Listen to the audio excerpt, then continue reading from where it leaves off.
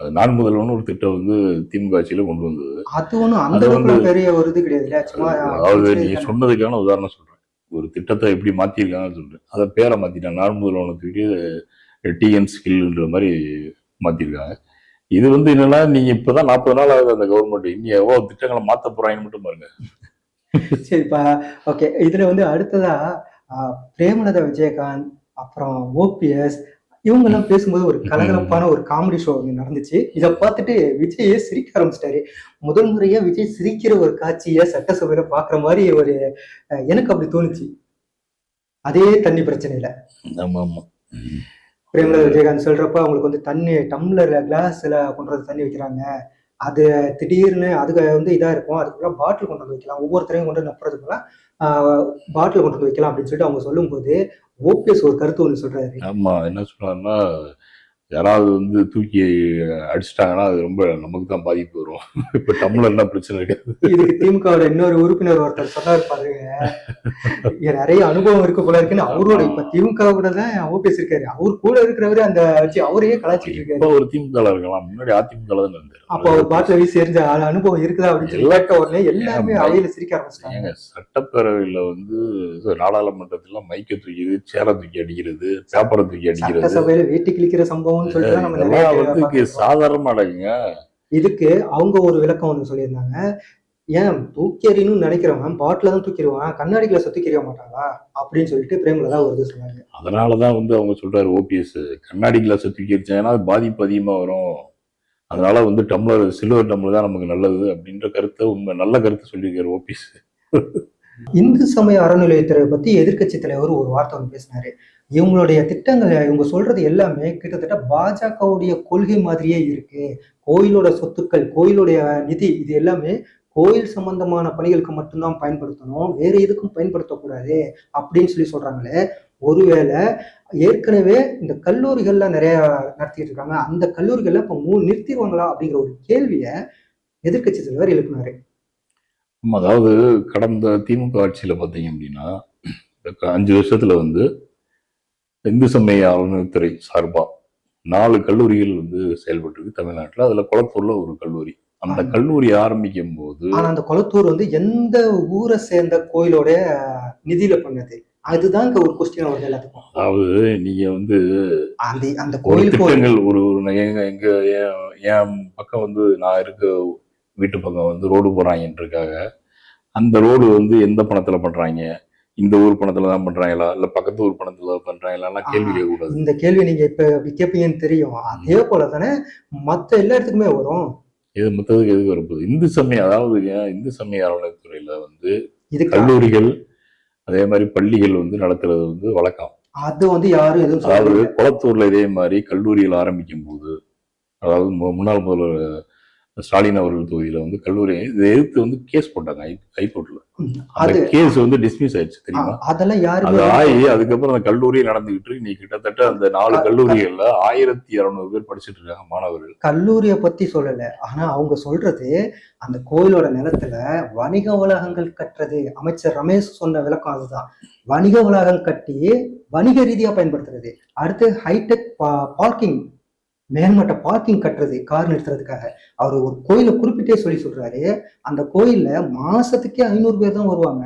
அந்த கோயிலோட நிதியை வச்சு அந்த கோயிலோட இடத்துல வணிக வளாகம் கட்டுறாங்க.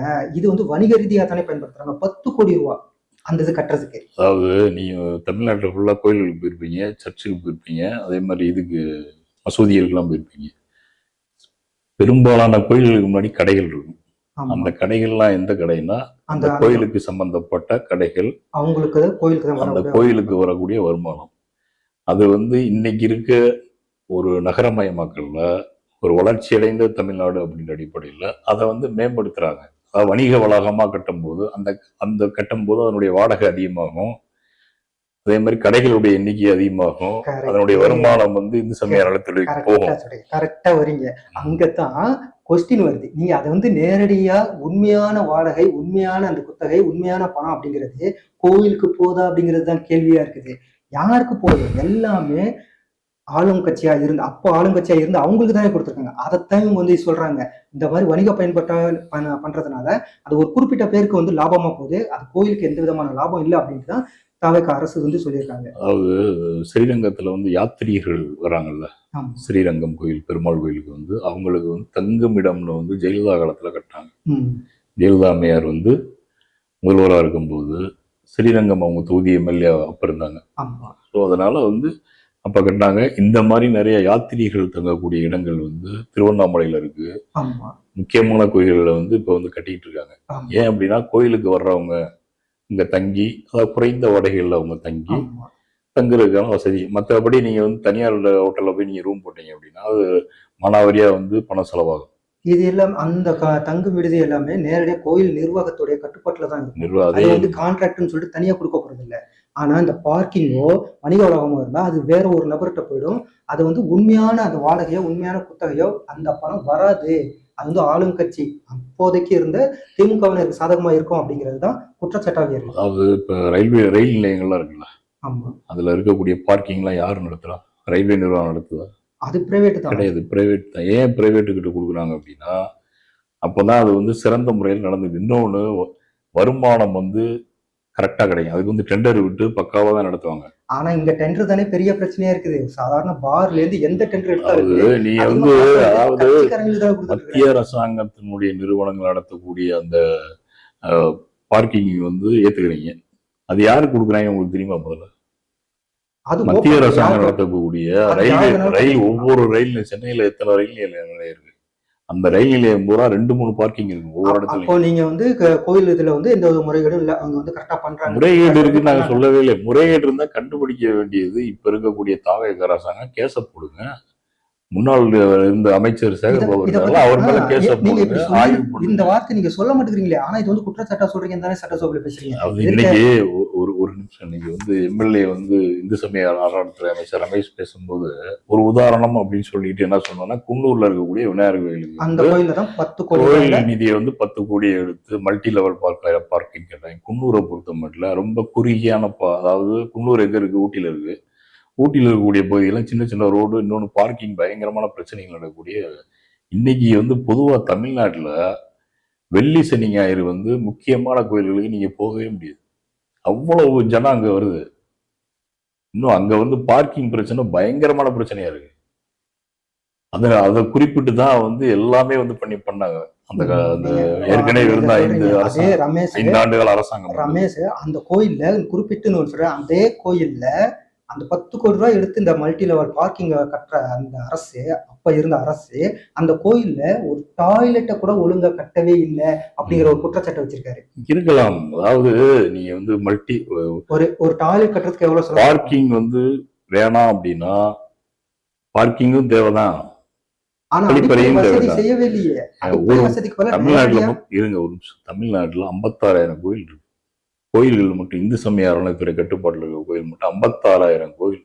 அதுல 56,000 கோயிலுக்கு நீங்க வந்து அடிப்படை வசதிகளே இல்லை அப்படின்னு நீங்க சொல்ல முடியாது, சொல்லக்கூடாது. முதல்ல சொல்லக்கூடாது. ஏன்னா ஒவ்வொரு கோயிலினுடைய இதை பொறுத்தா இருக்கு. அங்க இருக்கக்கூடிய எவ்வளவு நிதி வருது, அந்த பக்தர்கள் எவ்வளவு பேர் வர்றாங்க, அதை வச்சுதான் அடிப்படை வசதிகள் இருந்து எல்லா வசதியும் அரசாங்கம் வந்து செஞ்சு கொடுக்கும். நீங்க வந்து ஊர்ல இருக்கக்கூடிய சொன்ன அந்த கோயிலுக்கு 10 கோடி ரூபாய் அதோட கோயிலோட நிதியை எடுத்து மல்டி லெவல் பார்க்கிங் கட்டுறாங்க அப்படின்னா அந்த கோயிலுக்கு அடிப்படை தேவையான குடிநீரோ கழிப்பறையோ கட்டியிருந்தாங்கன்னா இந்த கேள்வி வந்திருக்காதுல்ல. அப்படியா? அதாவது ஒரு நிமிஷங்க, அதாவது மல்டி லெவல் பார்க்கிங் தேவையில்லைன்னு எந்த பக்தர்கள் சொல்லல. அதே மாதிரி அந்த கோயில்ல ஏன் கழிவறை கட்டலையும் எந்த பக்தர்கள் வந்து கேட்கல. அமைச்சர் கவர்மெண்ட், அதாவது அமைச்சர் வந்து இன்னைக்கு வந்து ஒரு கவர்மெண்ட் ஏற்கனவே நடந்த கவர்மெண்ட் மேல குற்றச்சாட்டை சொல்லும் போது எதையாவது ஒண்ணு சொல்லணுன்றதா சொல்லிட்டு இருக்காரு. ஏன்னா அப்படி இருக்கும்போது நீங்க என்ன பண்ணணும்னா சட்டப்பேரவையில கவுண்டர் கொடுக்குறன்ற பேர்ல எதையாவது ஒண்ணு சொல்றீங்க. ரைட், அதை ஏத்துக்கிறேன். வந்து கழிப்பறை எல்லாம் இருந்துச்சு அப்படின்னு ஏதாவது ஒண்ணு சொல்லியிருந்தா பரவாயில்ல. அதாவது எல்லா கோயில்லையுமே கழிப்பறை வைக்க மாட்டாங்க. கோயிலுக்கு வெளியில தான் வைப்பாங்க. ஒன்றும் இல்லைங்க, சென்னையில அந்த 1000 ஆண்டு நான் இருக்கு மாடம்பாக்கத்துல வந்து 1000 ஆண்டு பழமையான கோயில் ஒன்று இருக்குங்க. சிவன் கோயில் ஒன்று இருக்கு. 1000க்கு மேல சோழ காலத்துல கட்டப்பட்ட கோயில். அது இந்து சமய அறநிலையத்துறை கட்டுப்பாட்டுல இருக்கு. கழிவறை கிடையாது. நீங்க கேளுங்க, அங்க யாருமே கேட்கல. பக்தர்கள் யாருங்க வந்து நீங்க வந்து கழிவறை கொடுங்க, ஆனா பார்க்கிங் வசதி இருக்கு. ஏன்னா உங்களுக்கு வந்து விசேஷ காலங்களும் ஆனா சரி. அடிப்படை வசதியான குடிநீரும் கழிப்பறை இருக்கணும்ல, கேட்டாதான் கொடுக்கணுங்கிறது கிடையாது. அப்ப அரசு வந்து கேட்டாதான் எல்லாத்தையுமே செய்வாங்களா? கேட்கலன்னா அதாவதுங்க, பெரும்பாலும் வந்து கோயில்கள்ல வந்து வர்றவங்க வந்து கழிப்பறையை வந்து பயன்படுத்த மாட்டாங்க. அதை நீங்க வந்து உணர்வு ரீதியான விஷயமா நான் சொல்றேன். அதுதாங்க எமர்ஜென்சிங்க பிரைவேட் தான் போவோம். நான் என்ன சொல்றேன், மயிலாப்பூர்ல கபாலீஸ்வரர் கோயில் இருக்கு, அங்க வந்து கழிவறை இருக்கா? வடபழனில முருகன் கோயில் இருக்கு, கழிவறை இருக்கா? சென்னையை மட்டும் நான் சொல்றேன். கழிவறை வந்து பெரும்பாலும் கோயிலுக்கு வரக்கூடிய பக்தர்கள் வந்து விரும்ப மாட்டாங்க. அங்க இருந்து ஸ்மெல் வரும். அது வந்து புனிதமான ஒரு இடம், நீங்க எங்க வச்சாலும் அந்த ஸ்மெல் வருமா இல்லையா? அதை ப்ராப்பரா நீங்க மெயின்டைன் பண்ணணும். அப்படி ப்ராப்பரா மெயின்டைன் பண்ண மாட்டாங்கன்னு எல்லாத்துக்குமே தெரியும். அப்படின்றப்ப நீங்க வந்து ஒரு கோயிலுக்குள்ள வந்து கழிவறை வைக்கிறதுன்றது மிகப்பெரிய, அது வந்து வர்றவங்கள முகம் சுளிக்க வைக்கக்கூடிய ஒரு விஷயம். இன்னொன்னு, கோவில்ல அதை பண்ணக்கூடாது, ஆகம விதிப்படி அது பண்ணக்கூடாது. அதனால அதை நீங்க வெளியில பண்ணாலும் எப்படி நீங்க வந்து அவுட்டர்ல ஒரு இடத்துல வைக்கிறீங்களோ அது போலதான் பார்க்கிங் வெளியில தான் வைப்பாங்க, அவுட்டர்லாம் கிடையாது. பார்க்கிங் வந்து கோயிலை ஒட்டி தான் இருக்கும். அது போலதான் கோயிலுக்கு வெளியில வேற ஒரு இடத்துலதான் அது ஒரு கோயில் வைக்கணும். அதை நீங்க பராமரிக்கிறதுக்கு ஆளை போடுங்க, அது ஒரு டெண்டரை கொடுக்கணும். ஆமா, இல்ல பார்க்கிங்க்கு டெண்டர் போடுறீங்க, பார்க்கிங் பராமரிக்க ஆள் போடுறீங்க, பார்க்கிங்க்கு எல்லாம் பண்ணுவீங்க, அதுல வந்து நல்ல வருமானம் வருது. ஆனா கழிவறை போட்டா அதுல வருமானம் வராமலா போயிட போறவங்களுக்கு? சென்னையில இல்லாததான் 1000 கோடி ரூபாய்க்கு சென்னையில கழிப்பறைக்கு வந்து கொண்டு வந்துருக்காங்க இதுக்கு முன்னாடி. அப்படி நீங்க சொன்னீங்க அப்படின்னா, அது இது வந்து நம்ம வந்து வாதத்துக்காக பேசிக்கிட்டு இருக்கோம். இது நான் வந்து ஆகம விதிப்படி சில விஷயங்களை சொல்றேன். இந்து சமயத்தை பின்பற்றக்கூடிய பக்தர்களுடைய ஆகம விதிப்படி இருக்கக்கூடிய விஷயத்தை நான் சொல்றேன், அவ்வளவுதான். இதுக்கு மேல அதை பேசுறதுல பிரயோஜனம் இல்லை. ஓகே. அதுக்கப்புறம் உதயநிதி ஸ்டாலின் நிறைய விஷயங்களை பத்தி பேசியிருந்தாரு. அதுலயும் சட்டம் ஒழுங்கு பிரச்சனையை பத்தியும் மின்வெட்டை பத்தியும் பேசியிருந்தாரு.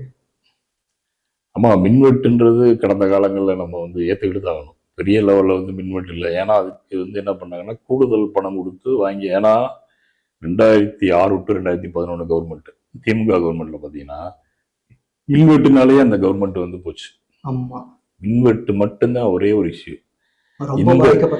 இந்த 2001 வந்து 2026 ஆட்சி போனது காரணம் என்ன தெரியுமா? அது அப்போ வந்து மின்வெட்டு அப்படின்னா, இந்த தடவை வந்து பாலியல் வன்கொடுமைகள், இளம்பெண்களுக்கு எதிரான குற்ற சம்பவங்கள், இந்த மாதிரி டிஎம்கே கவர்மெண்ட் போறதுக்கான முக்கியமான விஷயங்களை நடக்கக்கூடியது ஒரே ஒரு பாயிண்ட்ல முடிச்சுறாங்க.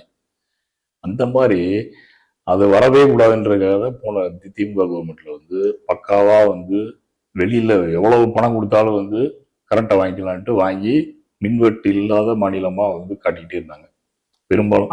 ஆனா என்னன்னா, அதுல நிறைய ஸ்லாப் போட்டு வச்சுட்டாங்க. நுகர்வோருக்கு இவ்வளவு, அதே மாதிரி பீக் ஹவர்ஸ்க்கு இவ்வளவு கட்டணம் அதிகம். இது வந்து பெரிய எதிர்ப்பு வந்துச்சு. அதனால வந்து சிறு குறு தொழில் பண்றவங்கலாம் ரொம்ப பாதிக்கப்பட்டாங்க. விவசாயிகள் வந்து நிறைய பேருக்கு வந்து இலவச மின்சாரம்லாம் கொடுக்கல. அந்த மாதிரி நிறைய சிக்கல்கள்லாம் வந்துச்சு. அதே மாதிரி என்ன பண்ணாங்கன்னா, மக்கள் வந்து பாதிக்கப்படாத அளவுக்கு இது வந்து கொடுத்தாங்க. இப்ப வந்து தாவேகா அரசு பொறுப்பேற்றதுக்கு அப்புறம் என்னடா, இப்ப வந்து பயங்கரமான வெயில் அடிக்குது. பயங்கரமான வெயில். தமிழ்நாட்டினுடைய மின் தேவை பார்த்தீங்கன்னா 21,000 கேவி மேல போயிட்டு இருக்கு. எனக்கு தெரிஞ்சு ஒரு 10 வருஷத்துக்கு முன்னாடி 14,000 13,000 தாண்டதே பெரிய விஷயமா இருந்துச்சு. ஆனா இப்ப இருக்கக்கூடிய அந்த வெயில் அதிகமா இருக்கும்போது என்னன்னா, கரண்ட் தேவை அதிகமாகுது, ஏசி பயன்பாடு அதிகமாகுது. அதே மாதிரி வந்து ஆனா எப்படி ஒரு விளக்கத்தை அமைச்சர் சொல்லவே இல்லையே. அமைச்சர் சொன்னது என்னவோ வேற ஒரு விளக்கம் தானே.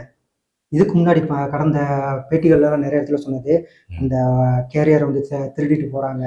அமைச்சர் வந்து அவர் சமாளிக்கிறதுக்காக சில விஷயங்கள்ல வந்து சொல்லுவாங்க. அமைச்சர்கள் வந்து இந்த மாதிரி கேரியரை வந்து திருடி எத்தனை கேரியரை ஒரு வீட்லயே வந்து கேரியர் அப்படின்னு போயிட்டு இருக்காங்க. அப்படிதான் ஒரு இதை சொல்லி அதையும் சட்டசபையில பேசுறாங்க.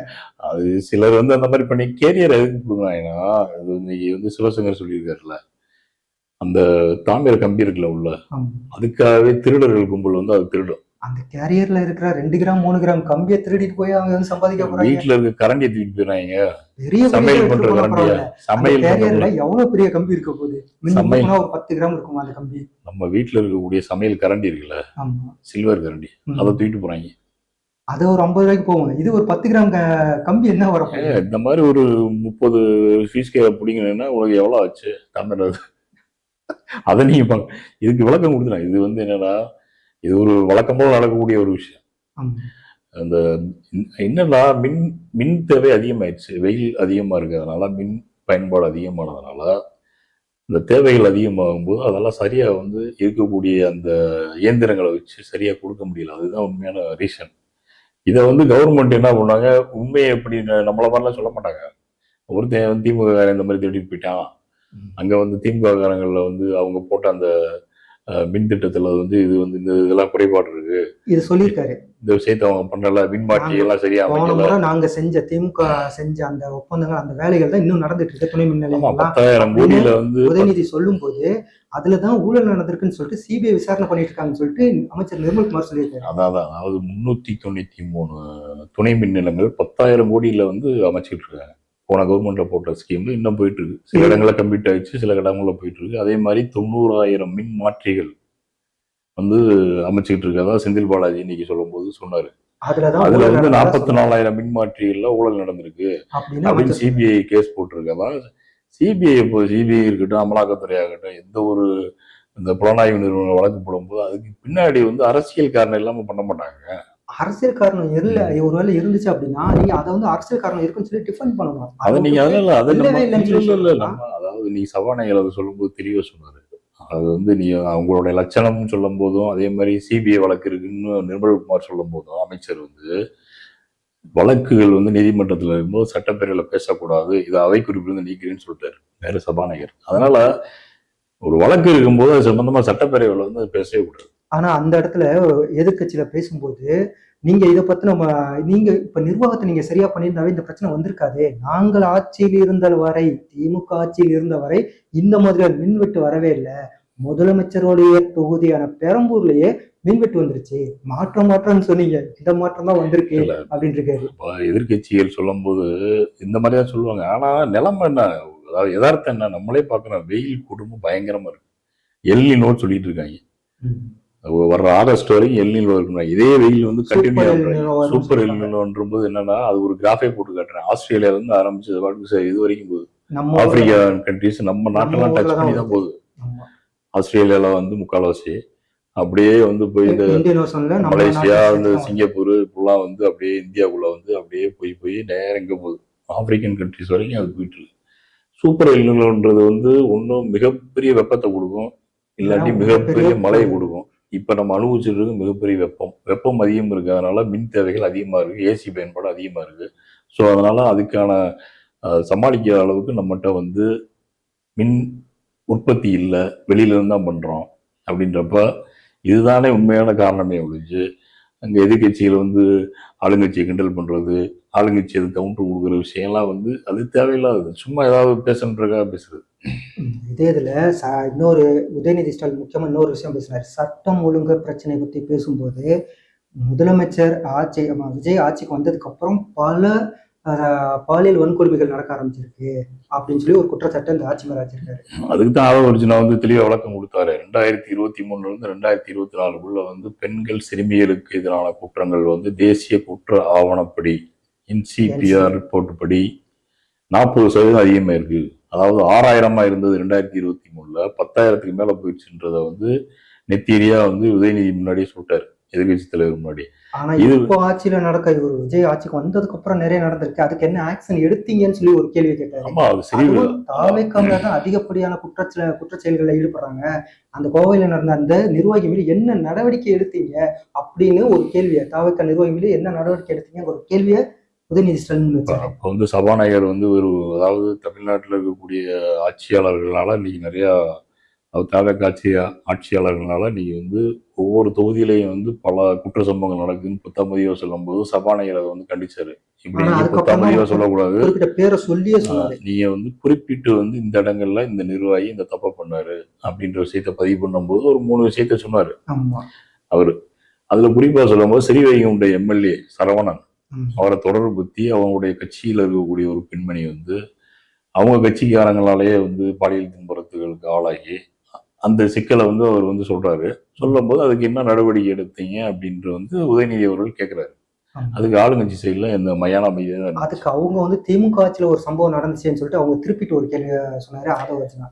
அப்போ அவருக்கு எதிராகவும் சபாநாயகர் சொன்னார், இப்படி பொட்டம் பொதுவா சொல்லக்கூடாது. ஆமா, அதாவது ஆதவர்ஜுனா சொல்லும் போது 2 வயது சிறுமி கூட திமுகவினரால வந்து வன்கொடுமைக்கு ஆளாக்கப்பட்டாங்கன்னு பொதுவா சொல்லும்போது சபாநாயகர் கண்டிச்சு அவை குறிப்பிலிருந்து நீக்கிறேன், இந்த மாதிரி பேசக்கூடாது. ஆனா அதுக்கான ஆதாரங்களை நான் வந்து நாளைக்கு தரேன் அப்படின்னு வேற ஆதவர்ஜுனா சொல்லியிருந்தாரு. தரேன்னு சொன்னாரு. அது முதல்வர் பதில் உரையில எல்லாத்துக்குமே வந்து நாங்க வந்து பதில் சொல்லுவோம், பதில் கிடைக்கும் அப்படின்ற விஷயத்தையும் அவர் சொல்லியிருக்காரு. இது வந்து அதாவது குற்ற சம்பவங்கள் ஒரு நாட்டுல, தமிழ்நாட்டுல 8.5 கோடி பேர் இருக்கான்.